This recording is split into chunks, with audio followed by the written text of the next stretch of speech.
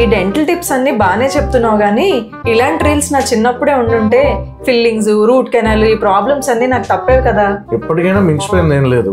పిల్లల్లో తీసుకోవాల్సిన జాగ్రత్తలు చెప్తాను, నీ నెక్స్ట్ జనరేషన్ కన్నా ఇంప్లిమెంట్ చేయి. చాలు, ప్రతిసారి నీ విజ్ఞాన ప్రదర్శన అవసరం లేదు.